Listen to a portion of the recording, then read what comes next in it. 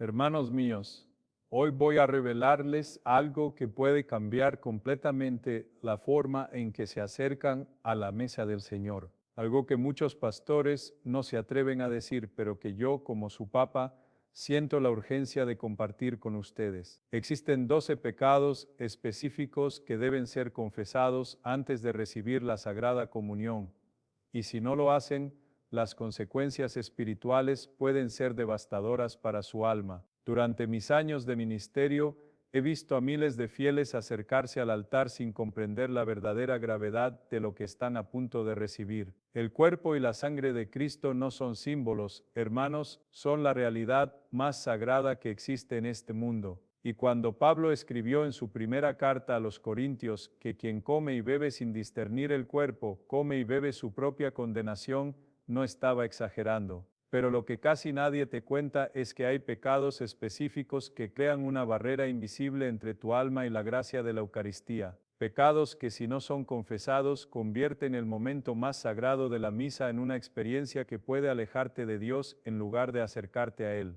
En los próximos minutos voy a compartir contigo no solo cuáles son estos 12 pecados, sino también por qué son tan graves a los ojos de Dios, y cómo puedes preparar tu corazón para recibir verdaderamente a Cristo en la Eucaristía, porque al final de este mensaje vas a entender una verdad que transformará completamente tu experiencia en cada misa. Antes de continuar, hermanos, necesito alertarles sobre algo importante. YouTube ha estado removiendo suscripciones automáticamente de canales que comparten mensajes profundos de fe como este. Incluso si ya están suscritos, por favor verifiquen ahora mismo si la campanita está activada, porque esto puede hacer toda la diferencia para no perderse ninguna palabra reveladora como la que estoy a punto de compartir. Su alma necesita escuchar esto, y no quiero que se pierdan estos mensajes que Dios ha puesto en mi corazón para ustedes. Mis queridos hermanos, durante mis años como pastor he observado algo que me llena de profunda preocupación. Veo filas largas de personas acercándose a recibir la comunión cada domingo, pero cuando miro sus rostros, cuando observo sus corazones a través de sus acciones, me doy cuenta de que muchos no comprenden realmente lo que está sucediendo en ese momento sagrado.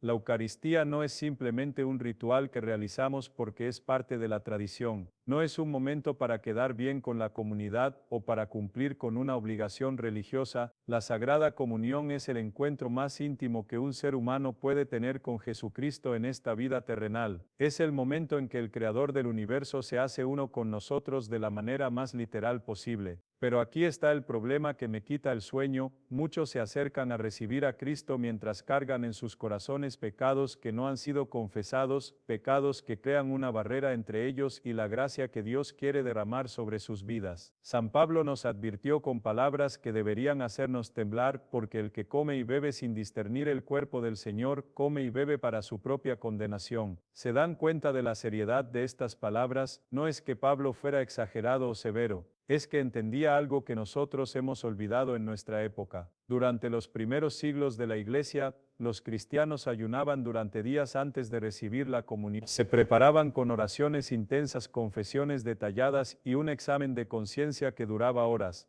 ¿Por qué? Porque sabían que estaban a punto de recibir al Rey de Reyes, al Señor de Señores, al Dios Todopoderoso hecho carne. Pero lo que quiero revelarles hoy va más allá de una simple preparación general. A través de mi experiencia como confesor, de mis estudios de la Escritura y de la tradición de la Iglesia, he identificado 12 pecados específicos que actúan como verdaderos obstáculos para recibir dignamente la Eucaristía. Estos no son pecados ordinarios, hermanos, son pecados que atacan directamente nuestra relación con Dios, con nuestro prójimo y con nosotros mismos de una manera que hace que nuestra alma no esté preparada para recibir la pureza infinita de Cristo. Permítanme llevarlos en un viaje a través de estos 12 pecados, explicándoles no solo cuáles son, sino por qué son tan graves y cómo pueden limpiar sus corazones para recibir verdaderamente a Cristo. El primer pecado que debe ser confesado antes de recibir la comunión es la falta de perdón. Y aquí está el detalle que casi nadie percibe: no se trata solo de no haber perdonado a otros, sino también de no haberse perdonado a sí mismo.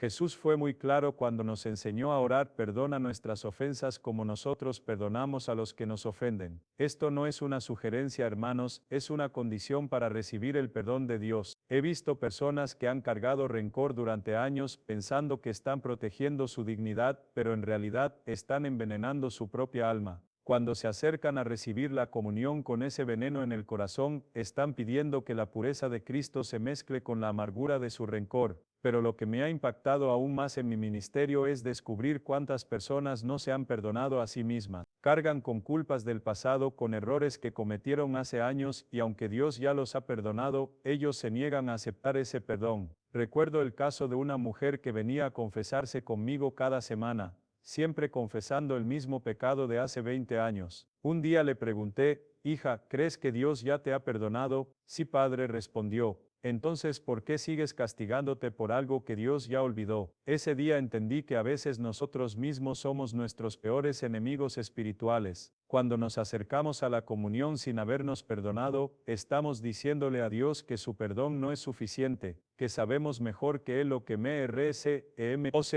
El segundo pecado es la idolatría, pero no la idolatría obvia de adorar estatuas de oro. No, hermanos, la idolatría de nuestra época es mucho más sutil y por eso mismo más peligrosa. En nuestro tiempo las personas adoran el dinero, el poder, el éxito, la imagen, las redes sociales e incluso a otras personas. Ponen estas cosas en el lugar que solo le corresponde a Dios en sus corazones. He observado cómo las personas revisan sus teléfonos más veces al día de las que piensan en Dios, cómo pasan más tiempo preocupándose por su apariencia física que por su alma, cómo dedican más energía a acumular riquezas que a acumular tesoros en el cielo. Pero aquí está la revelación que cambiará su perspectiva: la idolatría no es solo poner algo antes que Dios, es poner cualquier cosa en el lugar de Dios como fuente de su identidad, seguridad o felicidad. Cuando una persona llega a la comunión con ídolos en su corazón, está pidiendo que Cristo comparta espacio con falsos dioses, y Cristo no comparte su trono con nadie.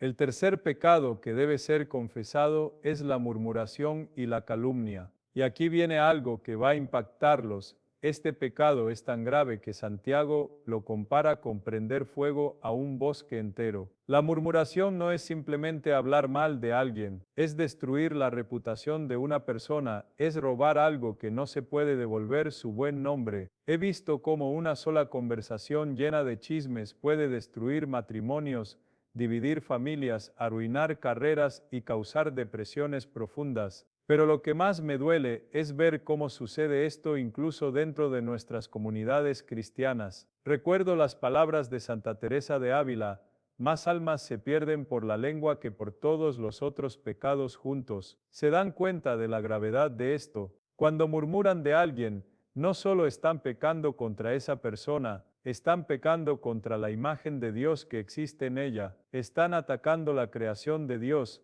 están juzgando cuando solo Dios puede juzgar. Y aquí está el detalle que pocos comprenden: la murmuración crea una barrera invisible entre ustedes y Dios, porque ¿cómo pueden acercarse a recibir al Dios de la misericordia mientras están destruyendo la vida de sus otros hijos? El cuarto pecado es la envidia, y necesito que entiendan algo crucial: la envidia es el único pecado que no produce ningún placer, solo produce amargura, dolor y separación de Dios. La envidia no es simplemente desear lo que otro tiene, es alegrarse del mal ajeno y entristecerse del bien ajeno, es querer que otros fallen para que ustedes se sientan mejor. He visto cómo la envidia destruye no solo a quien la practica, sino también a quien la rodea. Familias divididas porque un hermano envidia el éxito del otro. Amistades destruidas porque una persona no puede soportar la felicidad de la otra. Pero lo que más me preocupa es ver cómo la envidia se ha normalizado en nuestra sociedad. Las redes sociales han creado una cultura de comparación constante,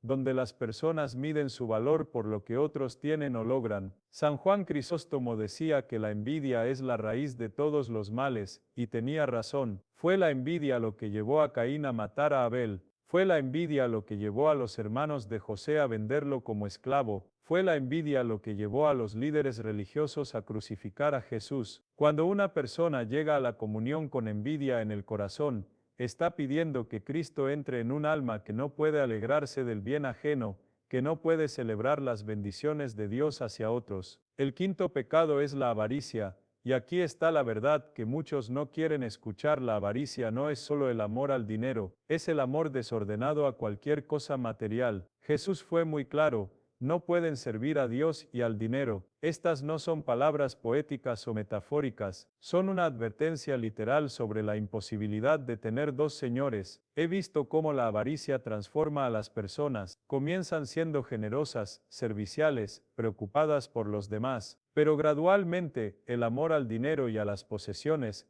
las va cambiando hasta convertirlas en personas egoístas, calculadoras y frías. La avaricia no es simplemente tener dinero, es que el dinero los tenga a ustedes, es medir el valor de las personas por lo que poseen, es tomar decisiones basadas en el beneficio económico en lugar de lo que es correcto. Pero aquí está la revelación que cambiará su perspectiva. La avaricia es una forma de idolatría. Pablo lo dice claramente: la avaricia es idolatría. Cuando el dinero se convierte en su seguridad, en su identidad, en su Dios, entonces ya no pueden servir al Dios verdadero. Recuerdo a un hombre muy rico que venía a confesarse conmigo. Tenía todo lo que el mundo considera éxito: dinero, propiedades, negocios prósperos. Pero cuando lo miraba a los ojos, veía un vacío profundo. Un día me dijo: Padre, tengo todo lo que quería, pero me siento más vacío que nunca. Ese día entendí que la avaricia no solo nos separa de Dios, sino que nos separa de nosotros mismos. Nos hace olvidar quiénes somos realmente: hijos de Dios creados para algo mucho más grande que la acumulación de riquezas. El sexto pecado es la lujuria, y necesito abordar este tema con la seriedad que merece, porque vivimos en una época donde la pureza sexual se ha convertido en algo obsoleto para muchos. La lujuria no es simplemente el deseo sexual natural que Dios puso en nosotros, es la distorsión de ese regalo, es convertir a las personas en objetos para nuestro placer, es buscar gratificación sexual fuera del plan de Dios. He visto cómo la lujuria destruye matrimonios, arruina familias, esclaviza a las personas y las aleja de la verdadera intimidad que Dios diseñó para nosotros. Pero aquí está lo que pocos comprenden: la lujuria no es solo un pecado contra la castidad, es un pecado contra la dignidad humana. Cuando objetivamos a una persona, cuando la reducimos a un instrumento para nuestro placer, estamos negando que sea una imagen de Dios. En nuestra época, la pornografía ha normalizado la lujuria de una manera que nunca antes había existido en la historia humana. Millones de personas, incluyendo muchos cristianos, consumen contenido que los entrena para ver a otros como objetos sexuales, pero lo que me rompe el corazón es ver cómo esto afecta su relación con Dios. Cuando una persona llega a la comunión con lujuria en el corazón, está pidiendo que la pureza infinita de Cristo se una con la impureza de sus deseos desordenados. El séptimo pecado es la ira, y aquí está la distinción crucial que muchos no entienden. Existe una ira justa y una ira pecaminosa. Jesús mismo mostró ira cuando expulsó a los mercaderes del templo, pero su ira estaba dirigida contra la injusticia, contra la profanación de lo sagrado, no contra las personas. La ira pecaminosa es aquella que busca venganza, que desea el mal para otros, que nace del orgullo herido o de la falta de paciencia. He visto cómo la ira destruye no solo a quien la practica, sino también a todos los que lo rodean. Familias que viven en constante tensión porque el padre tiene problemas de ira, matrimonios que se destruyen porque los cónyuges no saben controlar sus emociones. Pero aquí está la verdad que cambiará su perspectiva: la ira no es solo una emoción, es una decisión, es la decisión de no perdonar, de no ser paciente, de no confiar en que Dios hará justicia. Cuando una persona llega a la comunión con ira en el corazón, está pidiendo que el príncipe de la paz entre en un alma que rechaza la paz, que prefiere la guerra interior a la serenidad que viene de Dios. El octavo pecado es la pereza espiritual, y este es quizás el más sutil y peligroso de todos, porque no parece tan grave como los otros. La pereza espiritual no es simplemente no querer trabajar, es la falta de interés en las cosas de Dios, es la tibieza espiritual, es la negligencia en el cultivo de la relación con Cristo. He visto cómo las personas pueden ser muy activas en sus trabajos, en sus hobbies, en sus relaciones sociales, pero cuando se trata de orar, de leer la Biblia, de servir a otros, se vuelven perezosas. Jesús fue muy claro con la iglesia de la Odisea: porque eres tibio y no frío ni caliente, te vomitaré de mi boca. Estas son palabras duras, pero necesarias. La pereza espiritual es peligrosa porque es progresiva. Comienza con saltearse una oración,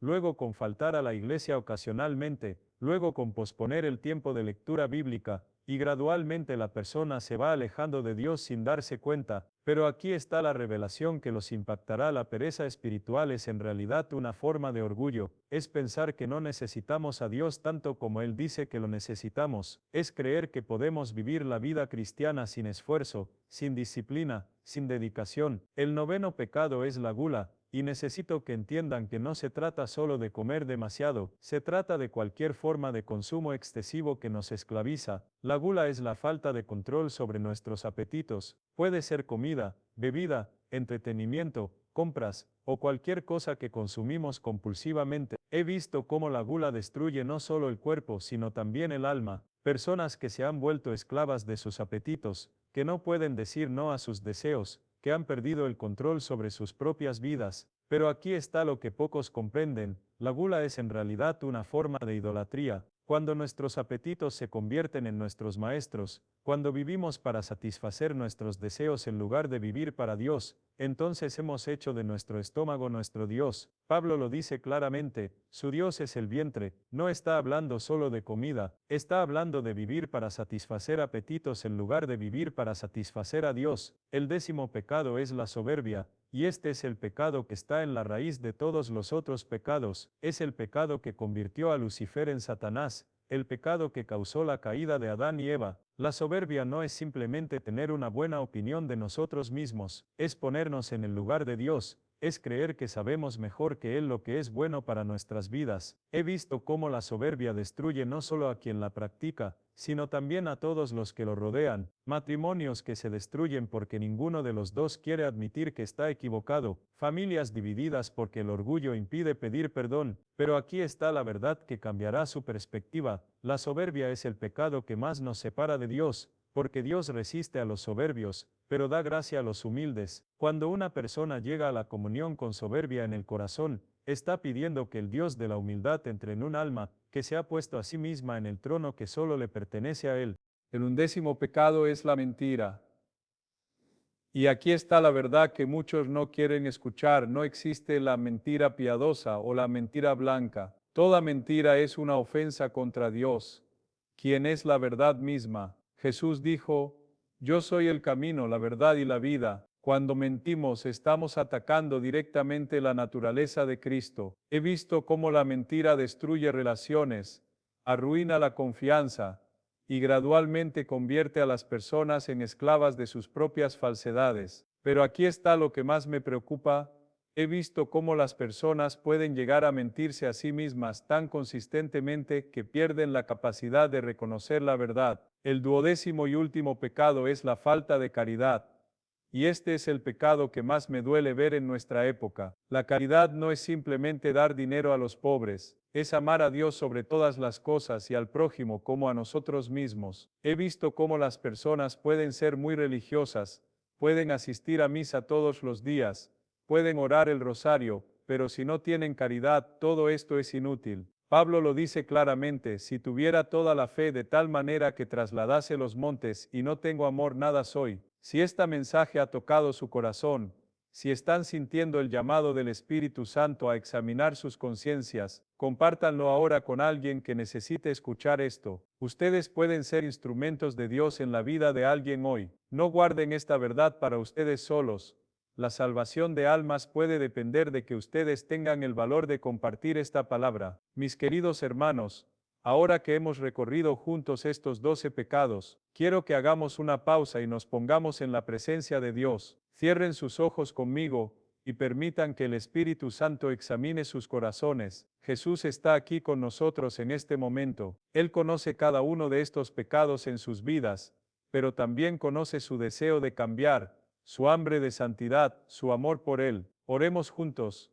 Señor Jesús, tú que eres la verdad, ilumina mi corazón para que pueda ver con claridad todo lo que me separa de ti. Tú que eres la misericordia, perdona mis pecados y límpieme de toda culpa. Tú que eres el amor, llena mi corazón con tu caridad para que pueda amar como tú amas. Dame el valor de ir a confesarme, de reconocer ante tu sacerdote estos pecados que he cometido. Dame la humildad de reconocer que necesito tu perdón, tu gracia, tu transformación. No permitas que me acerque a tu mesa sagrada con el corazón impuro. Prepárame, Señor, para recibir tu cuerpo y tu sangre dignamente, para que cada comunión sea verdaderamente una unión contigo. Ayúdame a vivir de tal manera que mi vida sea una preparación constante para recibirte, que cada día sea un camino hacia la santidad, hacia la pureza, hacia el amor perfecto. Te lo pido por tu Santísima Madre, por los méritos de tu pasión, y por la intercesión de todos los santos. Amén. Hermanos míos,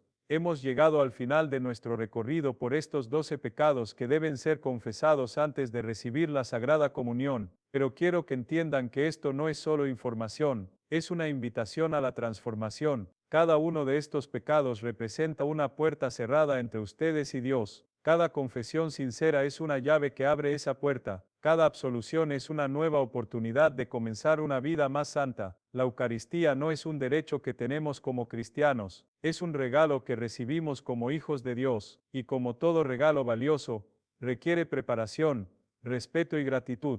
Cuando se preparen para su próxima comunión, recuerden estos 12 pecados, examinen sus conciencias honestamente, vayan al sacramento de la confesión con humildad y sinceridad, permitan que Dios los limpie, los perdone y los transforme, porque la meta no es simplemente evitar el pecado, la meta es convertirnos en santos, la meta es llegar a ser tan parecidos a Cristo que cuando otros nos vean, vean a Jesús en nosotros. Cada misa es una oportunidad para esta transformación, cada comunión es una invitación a una unión más profunda con Dios, cada confesión es un paso hacia la santidad. No desperdicien estas oportunidades, no tomen a la ligera el sacrificio que Cristo hizo por ustedes, no se acerquen a su mesa con indiferencia o rutina, preparen sus corazones, limpien sus conciencias, abran sus almas a la gracia transformadora de Dios. Y ahora permítame hacerles una pregunta que quiero que reflexionen profundamente. Si Cristo les preguntara hoy, ¿están realmente preparados para recibirme?